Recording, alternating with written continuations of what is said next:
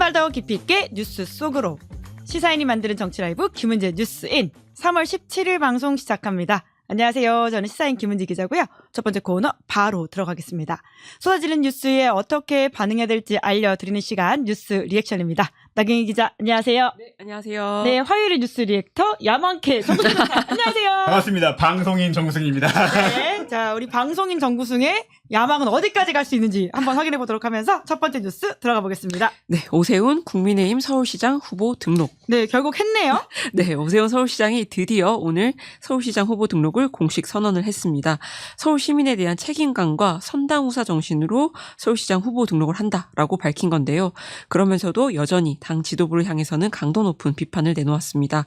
오 시장은 안타깝게도 지도부는 국민이 납득할 만한 변화 의지를 보이지 않고 있다고 지적하면서 무능을 넘어 무책임하다라고 비난하기도 했는데, 그러면서 서울을 혁신의 출발점으로 만들어서 보수를 다시 일으켜 세우겠다고 다짐하기도 했습니다. 한편 국민의힘 공천관리위원회는 오늘 부산시장 후보 선출 방식을 경선으로 결정을 했는데요. 원래 공관위 내부에서는 현역 박형준 부산시장을 컷오프, 그러니까 공천 배제를 하고 주진우 의원을 단수 공천하는 방안을 논의를 했지만 위원들 다수의 반대로 진통을 겪은 것으로 알려졌습니다. 당사자인 박 시장도 현역 시장 컷오프 주장은 혁신 공천이란 이름으로 당을 망하게 하는 행위이자 망나니 칼춤 그 이상 그 이하도 아니다라고 강하게 반발을 했었고요. 네, 미시송님이 정구승 변호사님 응원합니다라고 써주셨다가 정변 방송인 이렇게 댓글을 남기셨다는 말씀을 드리고요. 정재명님이 가장 중요한 댓글 달아주셨습니다. 아차 좋아요 꾹. 자 잊지 마시고 누르시면서 자 오세훈 시장의 오늘 출마 등록은 어떻게 보셨습니까? 제가 지난주에 말씀드렸죠. 중수의 길과 하수의 길이다. 결국 하수의 길을 선택을 했다고 보고 저는 궁금한 게 있습니다. 예. 오세훈 시장이 이제 사실상 뭐 내부 경선을 통과하지 못할 것 같지는 않고 예. 통과를 한다고 하면 과연 오세훈 시장은 서울시장 유세를 할 것인가? 당대표 유세를 할 것인가? 사실상 서울시장이라고만 후보라고 써놓고 예. 저는 뭐 당정역 체제를 바꾸겠습니다 이런 얘기를 하고 다니지는 않을까, 이거를 지켜보는 게 관전 포인트가 될 것 같고, 뭐 명태균 리스크 얘기도 있는 것 같은데 그 재판 진행 상황을 공유 드리자면 강예경 씨가 저번에 증인으로 갔다 왔어요. 예. 거기에 대해서 내용을 제가 공유를 받았는데 내용에 대해서 그 사실관계를 다투기보다 배후에 누가 있느냐만 물어보더라고요.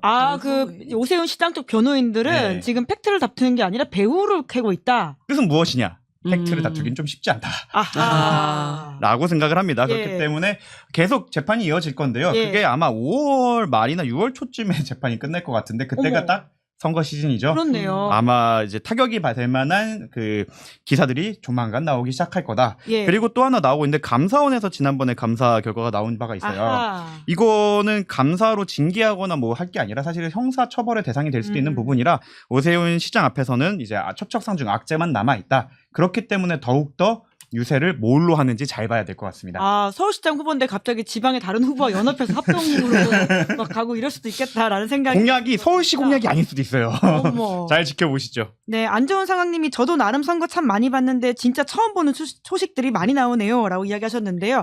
사실 서울시만이 아니라 부산 같은 경우도 그리고 김용환 지금 충북도지사 같은 경우는 컷오프가 됐는데 바로 영장이 또 신청이 됐어요. 그러니까 물론 이거를 맞춰서 했나는 모르겠지만 국민의힘이 어떻게 보면 한번 피해간 건지 아니면 수사기관이 눈치를 본 건지는 모르겠지만 어떻게 보면 시의적절했다. 왠지 저는 컷오프 됐을 때 보통 그 정도면 삭발하거나 이렇게 도끼 들고 소송해야 되는데 도끼 들고 소송이요? 예전에 있었잖아요. 근데 거기에 대해서 뭐 참을 수 없다고 페이스북글 하나 쓰고 끝나더라고요. 본인도 알았던 거죠. 나는 어차피 끝난 목숨. 알았던 것 같고, 부산 건은 정말 저도 처음 보는 소식입니다. 정치인은 사실 1%의 확률이라도 줄여가면서 자신의 당선 확률을 높여가는 게 선거에 나온 거잖아요. 자신을 단수 공천해준다는데 주진우 의원이 괜찮대요. 이런 걸 이제 초딩용을 하면 티났쥬? 아니면 그래요? 걸렸쥬? 당선되고 싶은 마음 없는 거예요? 그럼 배지가 날아가쥬? 그런 걸 생각을 하면 이제 주진우 의원의 그 꼼수가 사실은 체급을 올리기 위해서 나왔다라는 사실 내심의 의사가 드러나는 그 장면이라고 보시면 될 것 같습니다. 네, 여러모로 좀 국민의힘이 경랑에 계속 이어지고 있다라는 생각이 들고요. 두 번째 키워드 넘어가 보죠. 네, 이재명 대통령 5.18 정신 헌법 전문에 넣자. 네, 국무회의에서 한 발언입니다. 네, 이재명 대통령이 오늘 열린 국무회의에서 개헌에 대해 정부가 관심을 갖고 진척될 수 있도록 노력해야 할 것 같다라고 말을 했는데요. 통상 개헌 논의에 소극적인 정권 초반 현직 대통령이 개헌 이슈를 직접 직접 화두로 던지는 것은 매우 이례적인 상황입니다. 이 대통령은 5.18 정신을 헌법 전문에 넣는다는 건 야당도 맨날 하던 얘기지 않느냐면서 국민들도 반대하시지 않으실 것 같다라고 말을 했고요. 또 그러면서 부마항쟁도 언급을 했습니다. 이 대통령은 부마항쟁도 매우 헌정사에서 의미 있는 일이라면서 5.18과 함께 헌법 전문에 그 정신을 수록하면 형평성도 맞고 논란도 줄일 수 있지 않을까 싶다고 말을 했고요. 다만 이 대통령은 오늘 개헌을 제안을 하면서도 정부 차원에서 개헌에 대해 지금 뭘 주도해서 할 단계는 아직 아닌 것 같다라고 전제를 했습니다. 그러면서도 한번 정부 차원에서 공식 검토를 하고 입장도 정리해가면 좋겠다라고 개헌 공식 검토를 지시를 했고요. 하지만 이 대통령 제안에 야당이 응할지는 조금 미지수인데요. 개헌 요건 강화 등의 논의가 국민 다수가 찬성하더라도 그 자체가 1.23 비상계엄 사건의 후속 조치이기 때문에 야권은 언급 자체가 조금 부담스러운 이슈이기도 하고요. 게다가 개헌 이슈가 이 대통령과 여권이 주장해온 내용을 중심으로 논의가 이루어지는 것도 달갑지 않은 부분이기 때문입니다. 야권에서는 지방선거가 임박한 시점에 이 대통령의 개헌을 제안한 데 대한 진정성도 문제를 삼을 것으로 보입니다. 네, 안 좋은 상황님이 주진우 의원 관련해서는 떨어질 결심 이렇게 이야기해 주셨고요. 하와이 피스톨님은 국회의원직 만약에 내려놓으면 수사받을 수도 있다 이런 우려를 하셨네요. 028007070으로 무슨 통화를 하셨을까요? 최상병 특검 네. 사건도 굉장히 또 우리 정구승 예능인께서 예능 준비인께서 오랫동안 변호사로 사셨던 사건이니까 이렇게 말씀해 주시는 것 같은데요. 자, 개헌 관련해서는 뭐 야권의 반발이 있긴 합니다만은 좀 어떻게 될 거라고 보십니까? 저는 일단 지난번에도 말씀드렸지만 청와대는 바둑을 두고 있다. 그러니까 정말 의제 설정을 이걸 대통령이 했다고라고 생각할 정도로 사실 헌법 그 개정은 잘 안 하는 건데 예. 바로 이 화두를 던짐으로써 다음 의제로 넘어가는 의제 설정 능력 그리고 리딩 능력 전국을 끌어가는 능력이 확실히 바둑이다. 그리고 그 야권 인사가 불만을 가져온 것처럼 여권 위주의 개헌 논의가 나오다 보니까 이미 예. 집을 하나씩 먹어간 거거든요. 아, 이게 정치다. 이것이 정치다. 너 컷오프 이게 정치가 아니라 예. 이게 정치다라고 보고 어제 JTBC 뉴스였나요? 그 5.18을 폄훼한 사람이 뭐 처음에 벌금 뭐 이제 세 번째 와서야 징역형의 집행유예가 나왔다고 하는데 지금도 처벌이 가능하지만 그 5.18 관련해서 헌법에 수록된다고 하면 예. 그분은 이제 반법률 세력이 아니라 반헌법 세력이 되는 거죠. 그렇네요. 처벌에 대한 당위성이 좀 더 높아진다. 그리고 현실적인 부분으로 봤을 때는 국힘이 다 합의를 해줄 것 같진 않아요. 지금 자기네가 뭐 동의하는 안이나 자기네가 발의해도 필리버스터를 하는 마당에 이렇게 동의를 해줄지는 모르겠지만 합의된 부분은 하자라는 식으로 조금 설득력을 높이고 그거를 발목 잡을 경우 발목 잡는 국민의힘의 프레임으로 갇힐 거기 때문에 한번 시도해볼 법치하다라고 생각이 들고 그러면 어떤 걸 좀 헌법 개정을 하면 좋을까 했을 때 역시 아까 그 인터뷰 때 말씀해주셨던 내란 방지는 필수다. 예. 하고 저는 이제 법학도 변호사 말고 법학도로서 예. 변호사이시기도 합니다.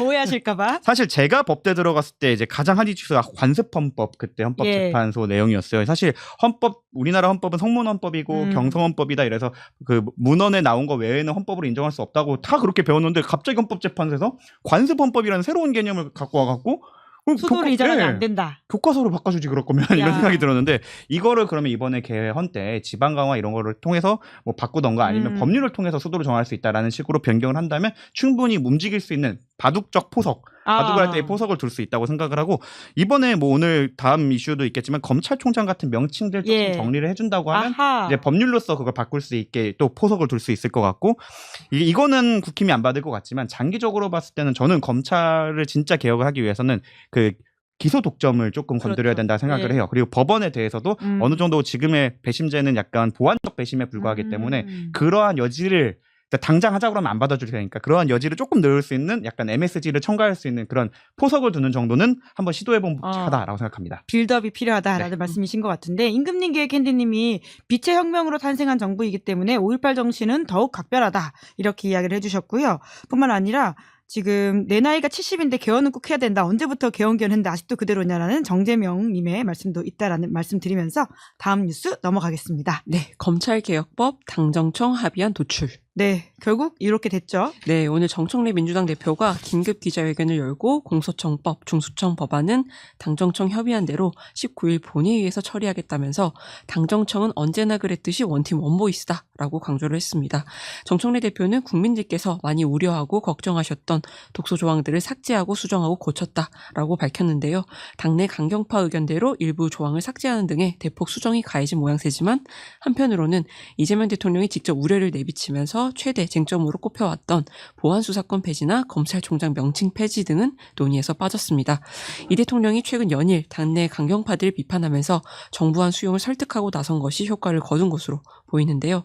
민주당은 당장 오늘 행안위 소위를 열고 중수청법을 그리고 법사위를 열고 공소청법을 의결한 다음에 내일인 18일에는 각 상임위 전체 회기를 소집해서 법안을 의결하고 모레인 19일 본회의에서 즉시 처리하겠다라는 입장입니다.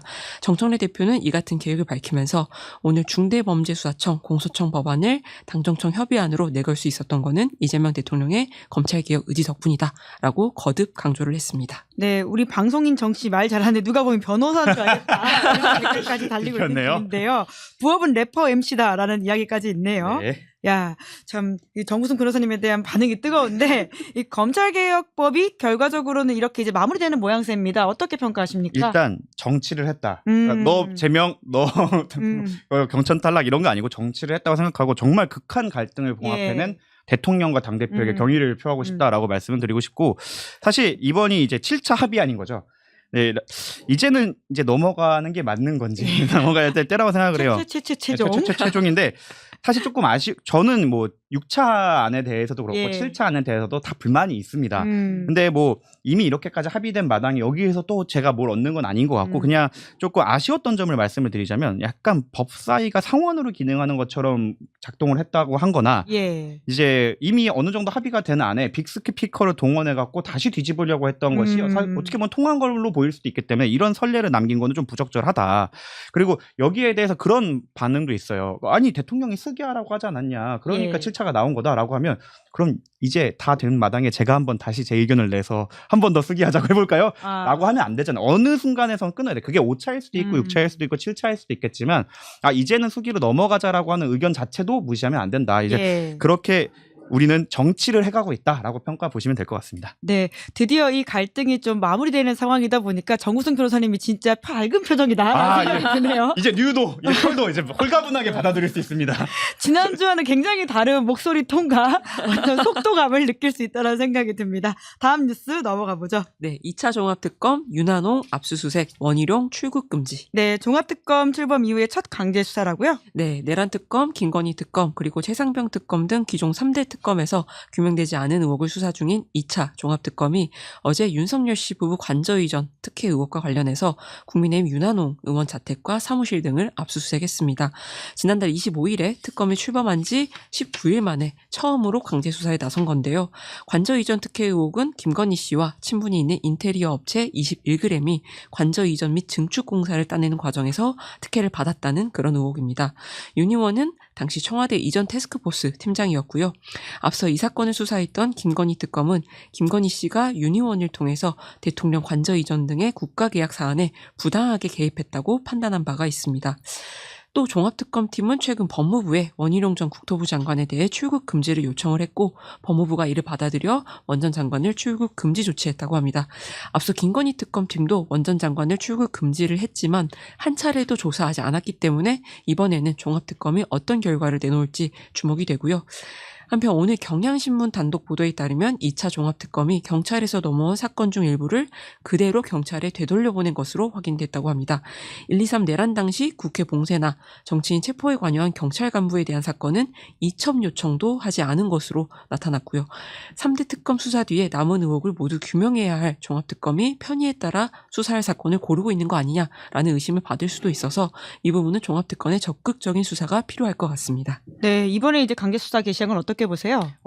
이제 스타트를 끊었다고 보고 어디로 어느 그 의제를 수사를 할지는 좀 지켜봐야 알 것 같습니다. 그거는 제가 은근 찾아보려고 했는데 나름 빨대가 있었는데 다들 이번에는 심하게 철벽을 치셔서 그래요? 조금 더 지켜보셔야 될 것 같은데 마지막 비판에 대해서 한마디를 해드리면 특검 반대 논리가 있어요. 그러니까 내란을 청산해야 된다는 걸 동의하면서도 특검을 반대했던 게 이게 기한과 인력이 제한돼 있는데 사실 이재명 현 대통령을 괴롭혔던 윤석열은 특검을 쓰지 않았습니다.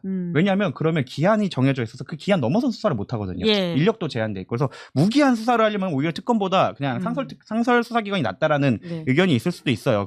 그런 측면에서 봤을 때 뭐 선택과 집중은 저는 어쩔 수가 없다고 봅니다. 현실적인 부분이고 그래서 어떤 사건을 수사할지를 좀 정해서 나아가야 되는데 이러한 비판에 대해서 제가 조금 특검 편을 들어주자면 다른 건 몰라도 이번 2차 특검의 인선은 뭐 현실적인 여건, 수사 역량은 몰라도 수사 의지만은 확실한 사람들을 뽑았어요. 아, 의지는 확실하다. 의지는 그 전엔 좀 애매했나요? 저 몇 명 있는데 이게 뭐라고 말씀을 드릴 수 없는데 특히 김건희 특검은 뭐 내부에서 이미 많이 밝혀지기도 했고 실제로 이걸 하려고 하나? 라는 얘기보도 있었고 제가 직접 제보받은 바로는 6시에 퇴근을 너무 많이 한다. 그리고 제가 직접 갔을 때 유일하게 라꾸라꾸가 없었던 특검이 김건희 특검이었거든요. 밤을 안 샌다. 약간 생기가 있더라고요. 왜냐면 최혜병 특검을 갔을 때 이제 군검사님들이 점점 손을 떨기 시작하면서 이제 당이 떨어지고, 당이 떨어지고 자꾸 사탕 먹어가면서 하고 이러는데 최혜병 특검은 약간 투덜투덜할 시간이 있더라라는 생각을 하면 그런 거를 봤을 때 2차 종합 특검이 적어도 수사 의지만큼은 의심할 수 없는 인선으로 꾸려졌기 때문에 그 부분을 의심하지 않으셨으면 좋겠고 다만 현실적인 여건은 있어요. 이미 시간이 좀 지났고 인멸할 사람들은 인멸 많이 했을 거고 이미 1차에서 약간 부족했던 부분에 있던 사람들이 예방접종을 맞아버렸어요.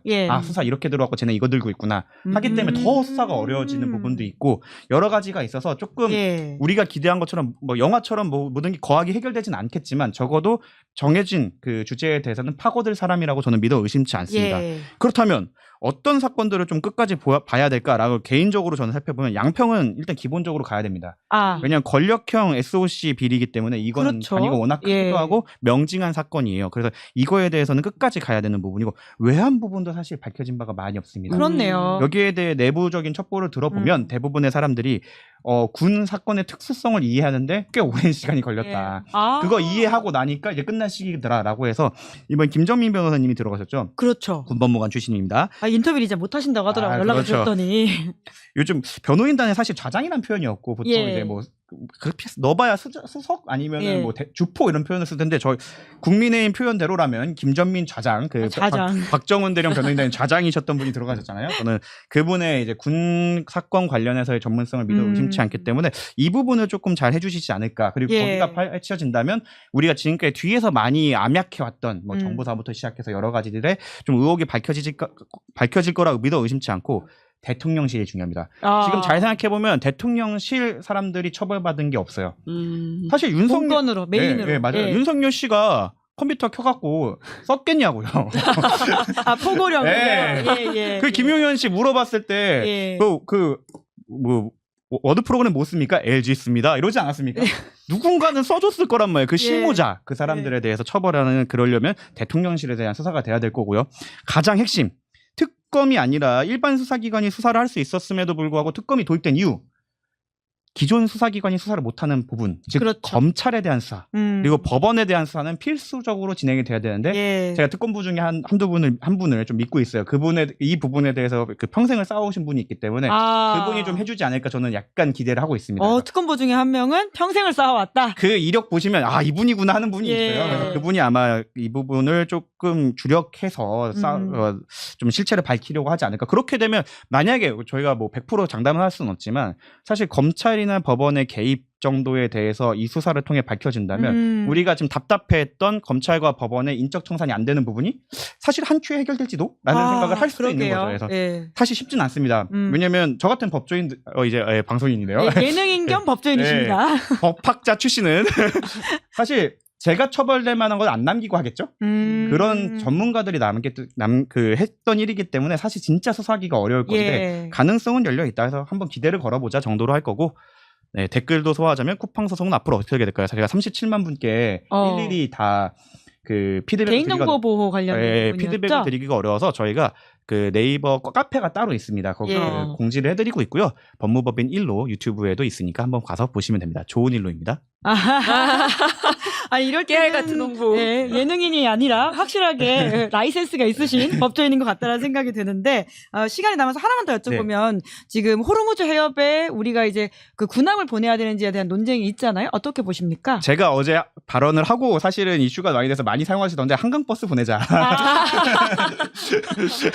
꽤 오래 걸릴 거고 거기 댓글에 누가 한술 더 떴더라고요. 청해부대 대신 태극기 부대 넣어서 보내자라고 했는데 저는 이제 공식 워딩으로 나와야 되는 거는 숙의라는 단어가 요즘 많이 쓰이잖아요. 이럴 때 써야 된다. 왜 공청회부터 열자고 그래서 공청회 한 5월 달쯤으로 잡자 해서 그걸 보낼지 말지 시민단체부터 시작해서 공청회 잡고 수기하고 7차 개정이었나요? 한 7차 정도 토론을 하면 아마 전쟁이 끝나 있지 않을까 싶습니다. 그래서 우리는 우리 하려고 그랬는데 적극적 검토 정부는 전향적 그 태도를 해야 된다라고 했지만 시민사회의 반대에 못 이겨 어쩔 수 없이 좀 오래 걸렸다라는 네. 식으로 마무리를 해야 되지 않을까 싶습니다. 네, 그럼 열심히 반대 목소리를 저희는 내보면서 오늘은 여기까지 하겠습니다. 두 분 수고 많으셨습니다. 고맙습니다. 감사합니다. 네, 3월 17일 뉴스 리액션 여기까지 하고요. 저는 잠시 후에 김한 그리고 과우신 두 분과 함께 돌아오겠습니다. 기다리시는 동안 구독, 좋아요, 알림 설정 부탁드립니다. 고맙습니다.